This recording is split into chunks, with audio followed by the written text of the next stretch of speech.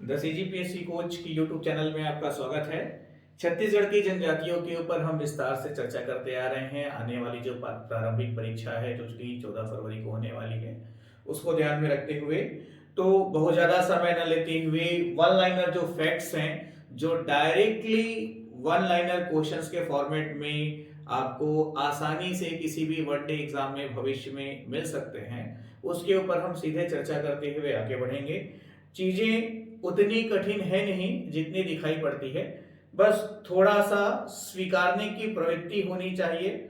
और कहीं ना कहीं जब आपको सिलेक्शन लेना है तो ये नहीं सोचना है आपको कि मैं कर सकता हूं या नहीं कर सकता हूं। कर सकते हैं, तभी ये बात ये विचार आपके मन में आया है, तभी आपने अपने जीवन का मूल्य समय इसमें लगाया है। तो अब इसको कर ही डालिए। रुकने वाला कॉन्सेप्ट सही नहीं होता है, तो इसको शुरू किया है तो पूरा कीजिए। तो आगे बढ़ते हैं। तो छत्तीसगढ़ की जो विशेष पिछड़ी जनजाति है और पंडो भुजिया राज्य शासन द्वारा जो घोषित विशेष पिछड़ी जनजाति है, इसके ऊपर हम चर्चा कर चुके थे। अब मैं बाकी अन्य जनजातियों की तरफ आपको लेके चलता हूं, जहां पे कुछ सामान्य सामान्य सी चीजें हैं जिस पे हम बात करते हुए आगे बढ़ जाएंगे। आपको हवा भी नहीं लगेगा और आपको चीजें समझ में भी आ जाएंगी। तो गोड़ के ऊपर हम सबसे पहले बात करें। गोड़ जनजाति से प्रारंभ इसलिए कर रहा हूं, छत्तीसगढ़ में सर्वाधिक जनसंख्या जो है, छत्तीसगढ़ में सर्वाधिक जनसंख्या किस जनजाति की है?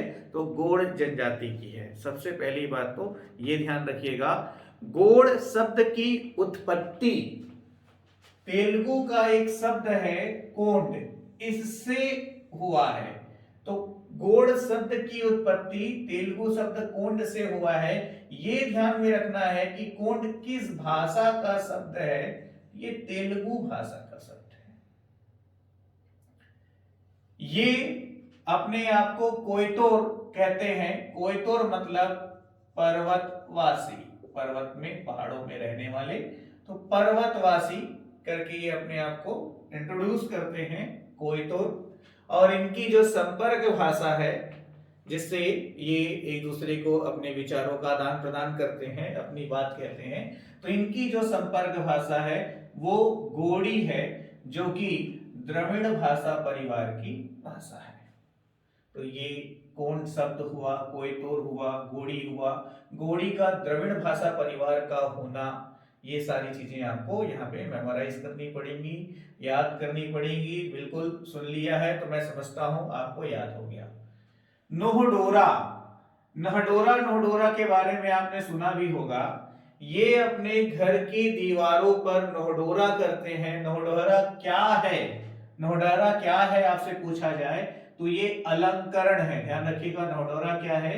ये अलंकरण है। आ रही बात समझ में? मतलब ये है कि घर की दीवारों पर ये डायग्राम वगैरह, चित्र वगैरह जो है बनाते हैं, नोहडोरा संस्कार कहता है, कहा जाता है इसको, ये करते हैं। मृतक संस्कार में किसी व्यक्ति के मृत्यु के तीसरे दिन, तो तीसरे दिन ये कोज्जी और 10वें दिन ये कोंडा मिलान का आयोजन करते हैं। तो ये पहले परीक्षा में पूछा जा चुका है, कोज्जी और कोंडा मिलान, ये दो नए शब्द हैं। ये गोड़ जनजाति से संबंधित है, बाकी किसी भी दूसरी जनजाति में आपको नहीं मिलेगा। और इसकी 41 उपजातियां पाई जाती है। तो अपने आप में एक महत्वपूर्ण प्रश्न बन जाता है कि इनमें से किस जनजाति की सबसे ज्यादा उपजातियां पाई जाती हैं? तो ये जनजाति है गोड़। छत्तीसगढ़ में इसकी 41 उपजातियां पाई जाती हैं, जिनमें से महत्वपूर्ण उपजातियों का नाम मैंने यहां पे मेंशन किया हुआ है, जिनमें से आरक, आरक, ठीक है, अगरिया जो लोहे गलाने का कार्य करते हैं, लोहे गलाकर कृषि के उपकरण बनाते हैं, माड़िया गौर नृत्य करते हैं, है ना भी, मुड़िया घोटुल, महत्वपूर्ण तत्व Muria in their ghotul Verrier Elwin, Dandami Maria, Abujh Maria, Dorla, Koya, Koitur, Dhurwa, हुलिया, कोयला भूता। कोयला भूता के बारे में एक महत्वपूर्ण तथ्य याद रखेंगे, ये नाचने गाने वाली, है ना भाई, नाचने गाने वाली जनजाति के रूप में इसको जाना जाता है। कोयला भूता तो नाच गाना इनका जो है प्रमुख कार्य है। और ओझा जो गोदना गोदने का कार्य करते हैं। तो इस तरह से 41 उपजातियां पाई जाती हैं गौड़ जनजाति की। राज्य में जितनी भी जनजातियां हैं उसमें सर्वाधिक आबादी भी गौड़ जनजाति की है और सबसे ज्यादा उपजातियां भी गौड़ जनजाति की पाई जाती हैं। इसके अलावा नृत्य वगैरह जो है, लोक नृत्य वगैरह जो है, वो सब सामान्य वही है जो आप पहले चर्चा कर चुके हैं, तो उसको यहाँ पर मैंने मेंशन अलग से नहीं किया है। अभी हम आगे जब बढ़ेंगे तो लोक नृत्य, लोक गीत, इन सब के ऊपर विस्तार से चर्चा करेंगे, जिसमें कहानी के परिप्रेक्ष्य में मैं आपसे तथ्यों को साझा करूंगा ताकि स्टोरी के फॉर्मेट में चीजें आपको याद हो जाए। इसी तरह हम आगे बढ़ते हैं तो गौड़ के बाद दूसरा प्रमुख जनजाति उरांव के ऊपर हम बात करें तो उरांव का जो युवा गृह है, सबसे पहला शब्द जो है जो आपको ध्यान में रखना है, युवा गृह धुमकुरिया। इसके ऊपर युवा गृह वाले चैप्टर में हम आराम से चर्चा किया जा चुका है। तो उरांव जनजाति का युवा गृह होता है धुमकुरिया। आ रही बात समझ में? इसके ऊपर हम बहुत अच्छे से पहले डिस्कस कर चुके हैं, ठीक है। तो धुमकुरिया में आपका जो डांगर महतो है, धांगरिंग बकरीन है ना, जो सदस्य होते हैं, जो मुखिया होते हैं, जो महिला मुखिया होती है, इन सब के ऊपर हम विस्तार से चर्चा कर चुके हैं, है ना भाई, रिकॉल कीजिएगा। तो उरांव जनजाति के युवा गृह का नाम है धुमकुरिया, ध्यान रखिएगा, युवा गृह, ठीक है, जहां पर सांस्कृतिक रूप से प्रशिक्षण दिया जाता है। दूसरा महत्वपूर्ण तथ्य उरांव जनजाति को लेकर के ये है कि ध्यान रखिएगा, यदि आपसे पूछा जाए कि किस जनजाति का सबसे ज्यादा धर्मांतरण हुआ है, किस जनजाति का सबसे ज्यादा धर्मांतरण हुआ है, तो वो उरांव जनजाति है जिसका सर्वाधिक धर्मांतरण हुआ है। धर्मांतरण मतलब धर्म परिवर्तन। इनका मुख्य रूप से संकेंद्रण छत्तीसगढ़ राज्य के सरगुजा जिले में है।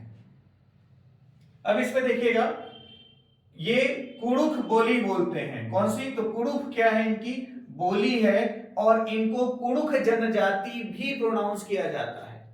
अब जैसे मान लो एक क्वेश्चन आ गया कि इनमें से कौन सी जनजाति सरहुल नृत्य करती है, अब वहां पे उरांव नहीं लिखा है, कुड़ुख लिखा है, तो आपको अपने प्रश्न का उत्तर कुड़ुख लेना है। तो कुड़ुख जनजाति भी कहकर ये अपने आप को इंट्रोड्यूस करते हैं और इनकी बोली जो है कुड़ुख बोली है। इनकी संपर्क बोली जो है, संपर्क भाषा जो है वो कुड़ुख है।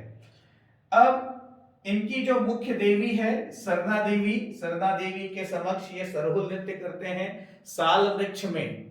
सरना देवी साल वृक्ष में, तो साल वृक्ष में जब फूल आते हैं तब ये सरहुल नृत्य करते हैं। और सरहुल नृत्य के साथ कौन सा नृत्य उरांव जनजाति द्वारा किया जाता है, एक महत्वपूर्ण प्रश्न बन जाता है। तो सरहुल नृत्य के साथ कौन सा नृत्य जनजाति है, कौन सा नृत्य किया जाता है उरांव जनजाति द्वारा? तो सरहुल नृत्य के साथ उरांव जो है वो कर्मा नृत्य करते हैं। तो सरहुल नृत्य के साथ कौन सा नृत्य करते हैं? कर्मा नृत्य करते हैं। अब इसी में ध्यान दीजिएगा, एक नया शब्द है क्या? वीरन गीत। वीरन गीत इनमें से किस लोकगीत का भाग है? वीरन गीत इनमें से किस लोकगीत का भाग है? तो ध्यान रखिएगा, वीरन गीत जो है वो कर्मा गीत का भाग है। वीरन गीत इनमें से किस लोकगीत का भाग है? तो वीरन गीत कर्मा गीत का भाग है। ये सब नए प्रश्न हैं, संभावित तौर पे भविष्य में आपसे टकराएंगे जरूर।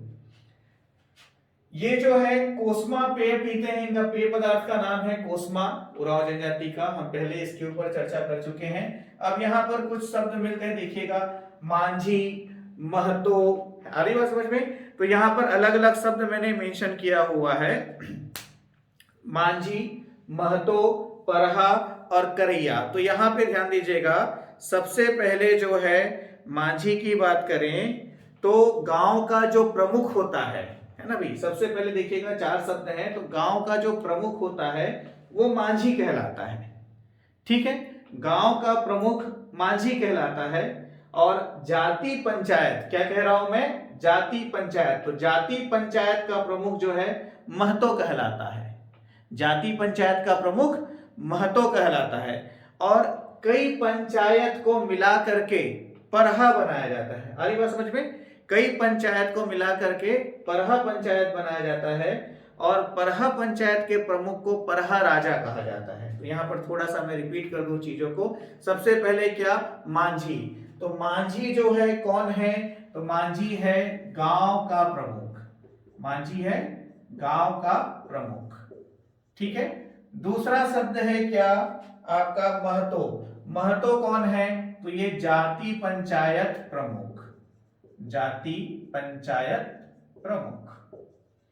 फिर कई गांवों को मिला करके ये क्या करते हैं, परहा पंचायत बनाते हैं। कई गांवों को मिला करके ये परहा पंचायत बनाते हैं, और परहा पंचायत का जो प्रमुख होता है उसको ये परहा राजा कहते हैं। क्या कहते हैं, परहा राजा कहते हैं। आ रही बात समझ में। फिर एक नया शब्द है यहां पर, करैया। क्या है शब्द, करैया, ध्यान दीजिएगा। तो करैया क्या है, तो उरांव जनजाति जो पारंपरिक पोशाक पहनते हैं। आ रही बात समझ में। तो उरांव जनजाति के लोग जो पारंपरिक पोशाक पहनते हैं उसको करैया कहा जाता है। ये आपको एक महत्वपूर्ण तथ्य ध्यान रखिएगा, क्या, पारंपरिक पोशाक। तो उरांव जनजाति के लोग जो पारंपरिक पोशाक पहनते हैं उसको करैया कहा जाता है ना। तो करैया किससे संबंधित है, उरांव जनजाति से संबंधित है। क्या, तो उरांव जनजाति के लोग जो पारंपरिक पोशाक पहनते हैं उसे करैया कहा जाता है। फिर इसमें देखिएगा, दीवान, कोटवार, पनेरी, पनभरवा, मुक्तवा। रिपीट कर रहा हूं, दीवान, कोटवार, पनेरी, पनभरवा, मुक्तवा। तो प्रश्न बनता है, पनेरी, पनभरवा, मुक्तवा क्या है। आ रही बात समझ में। तो ये जो है इनके पंचायत के पदाधिकारी का पद है, पंचायत के पदाधिकारियों का पद है, पंचायत का पद है। ठीक है। दीवान, कोटवार, पनेरी, पनभरवा, मुक्तवा।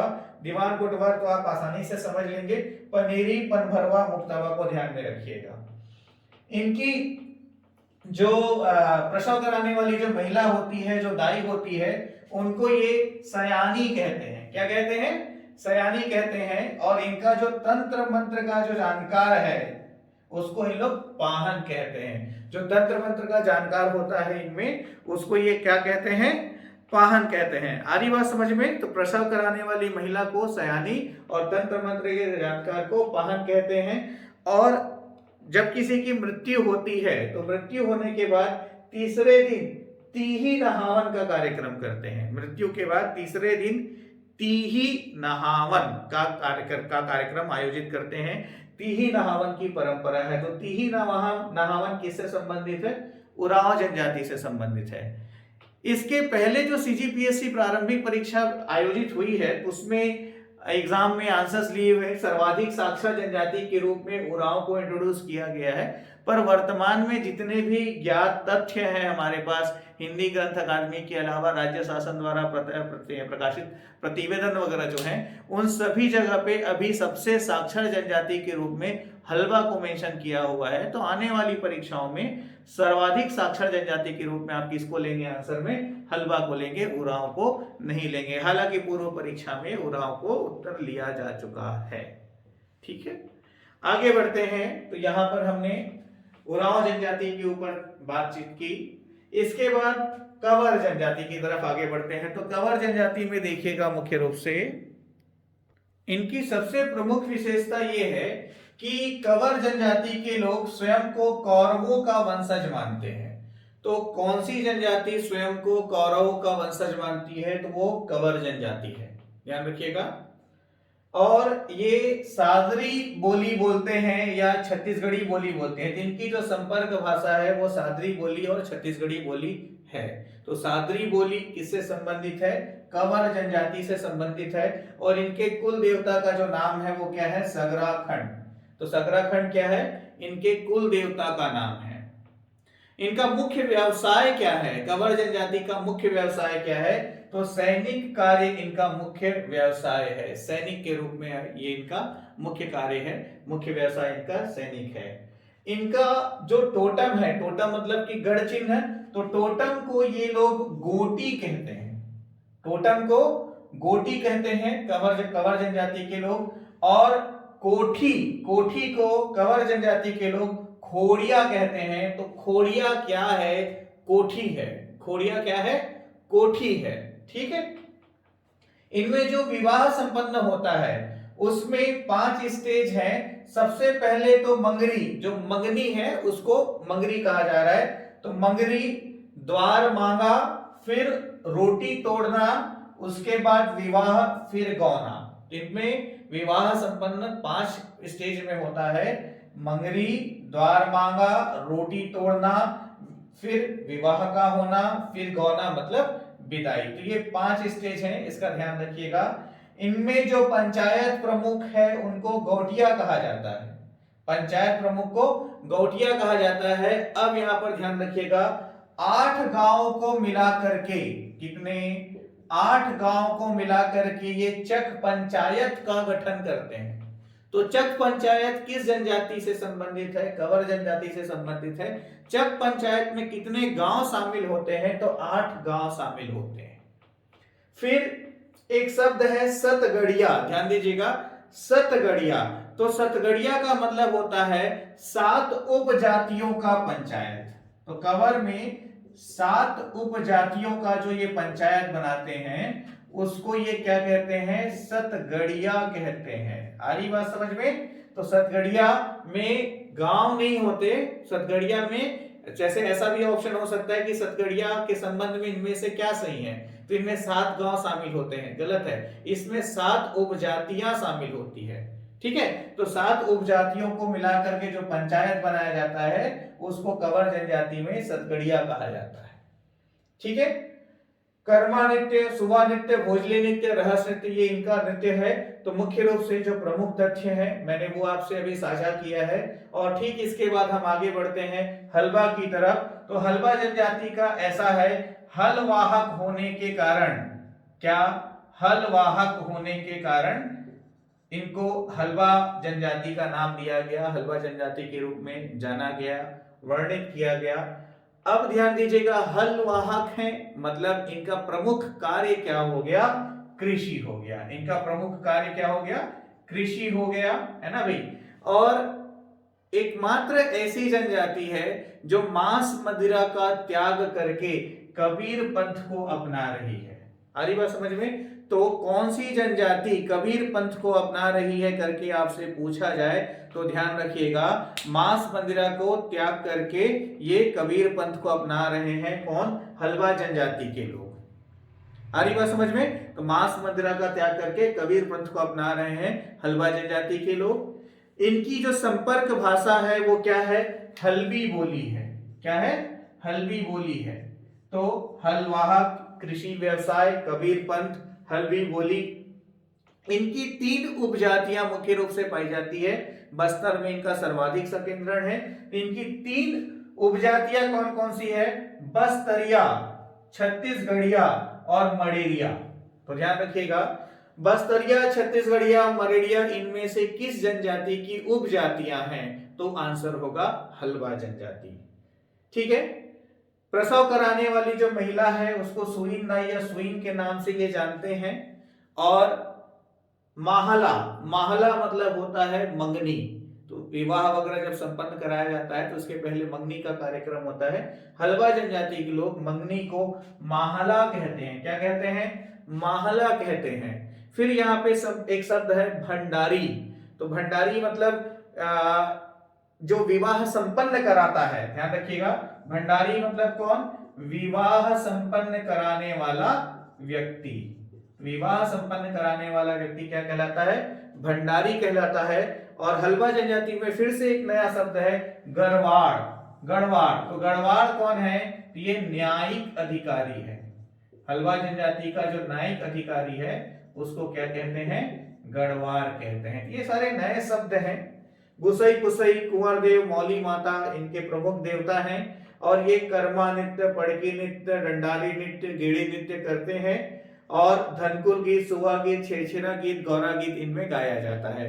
तो ध्यान रखिएगा, बस्तर के जो हलवा जनजाति के लोग होते हैं ये डंडाली नृत्य, गेड़ी नृत्य करते हैं। ये महत्वपूर्ण कॉन्सेप्ट होता है इसके साथ। तो इस तरह से यहाँ पे हलवा जनजाति समाप्त होता है। छोटे छोटे तथ्य हैं, वीडियो को 2 बार 3 बार देखिए तो चीजें अपने आप आपको याद हो जाएंगी। मैं समझता हूं कि 3 बार आंख बंद करके आपने सुन लिया तो ही चीजें आपको याद हो जाएंगी। बस आपका समर्पण उस स्तर का होना चाहिए। आगे बढ़ते हैं हम।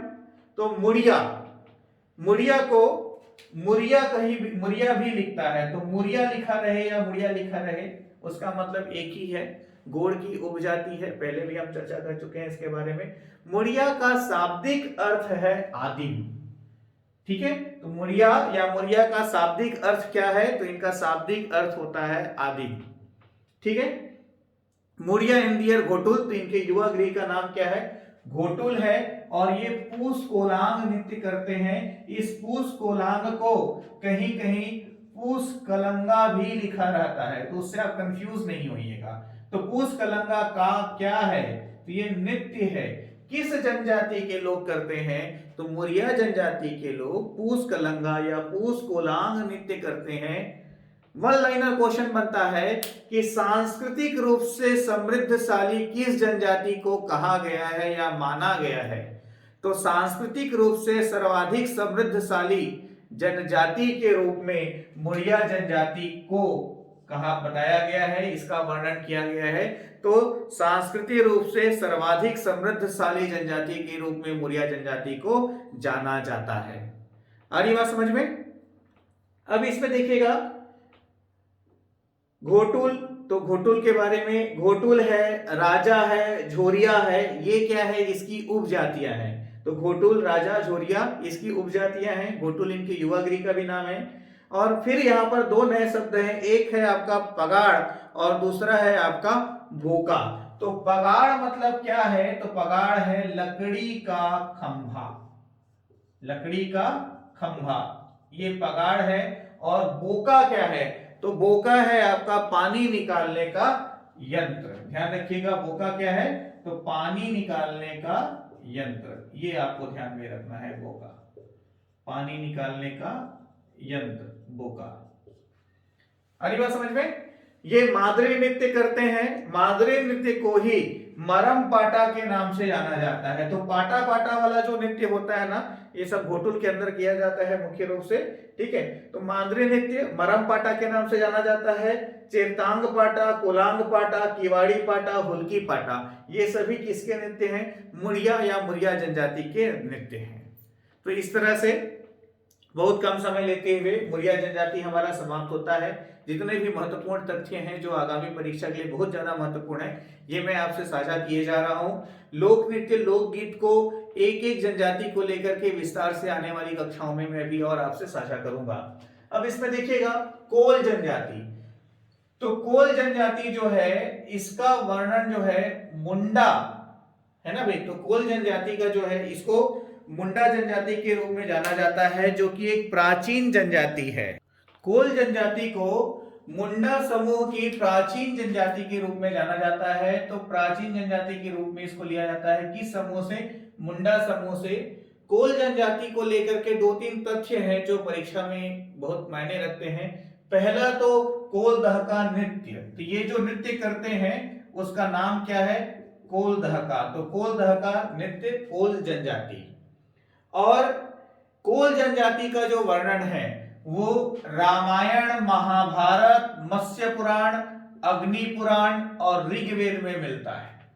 यह भी महत्वपूर्ण हो गया कि इनमें से किस जनजाति का वर्णन वेदों में पाया गया है या किसी वेद में पाया गया है या ऋग्वेद में पाया गया है, तो वो कौन सा है?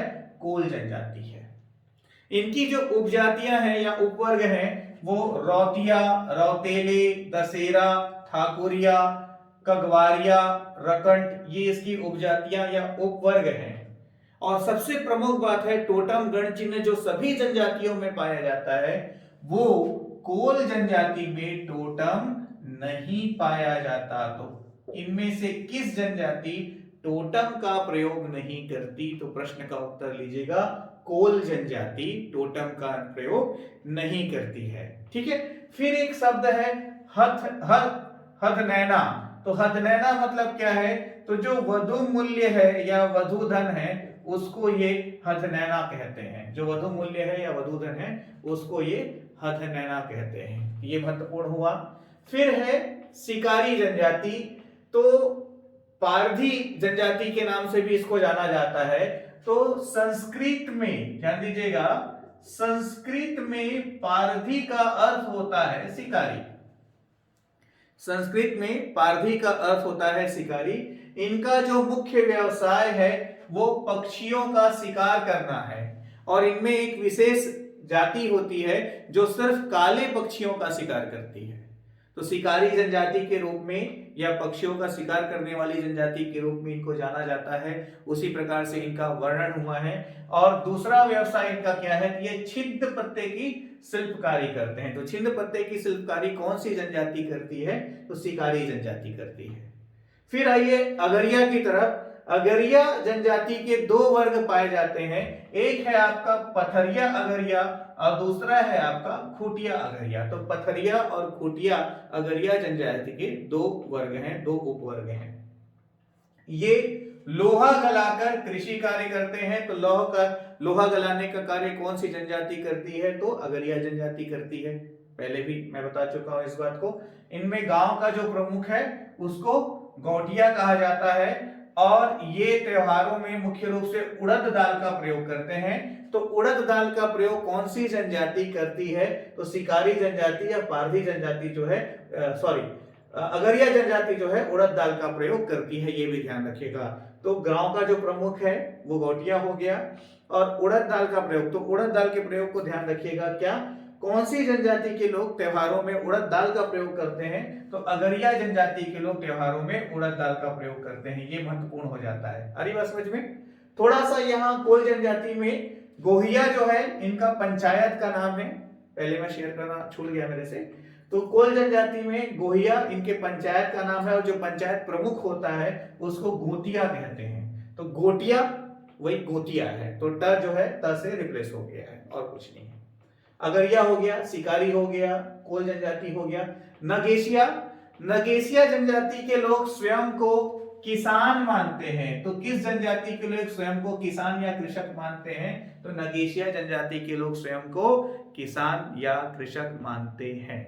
फिर आगे देखें, सेंदुरिया, तेलहा, धुरिया, ये इनकी उपजाति है और ये सदरी बोली बोलते हैं। तो नगेशिया जनजाति की संपर्क भाषा क्या है, सदरी बोली है ना, इनकी संपर्क भाषा है। तो सदरी किससे संबंधित है, नगेशिया जनजाति से संबंधित है। और इनमें जो जादू टोने का जानकार होता है उसको ये देवार कहते हैं। फिर आइए दोरला जनजाति की तरफ। तो दोरला जो है गोड़ जनजाति की उपजाति के रूप में इसको जाना जाता है। तो ये गोड़ जनजाति की उपजाति है और ये मृतक संस्कार में 11वें दिन क्रिया कार्यक्रम आयोजित करते हैं, क्रिया का आयोजन करते हैं। तो क्रिया किससे संबंधित है, दोरला जनजाति से संबंधित है। मृतक संस्कार है, ये 11वें दिन आयोजित होता है। और इनका जो धार्मिक पुजारी होता है उसको पेरुम कहा जाता है। इनका जो धार्मिक पुजारी होता है उसको पेरुम कहा जाता है। किसकी बात कर रहा हूं मैं, दोरला जनजाति की बात कर रहा हूं। तो दोरला जनजाति में 3 ही तथ्य हैं प्रमुख जो आपको याद रखने हैं वनडे एग्जामिनेशंस के लिए। बाकी अभी जनजाति पूर्ण रूप से समाप्त नहीं हुआ है, लगभग 10-12 और प्रमुख जनजाति है जिसके ऊपर विस्तार से हम आने वाली क्लासेस में चर्चा करेंगे। तो लगातार बने रहिए, वीडियोस को ज्यादा से ज्यादा शेयर कीजिए और इसका अधिक से अधिक लाभ उठाइए। अनेक शुभकामनाओं के साथ wish you all the best. Bye.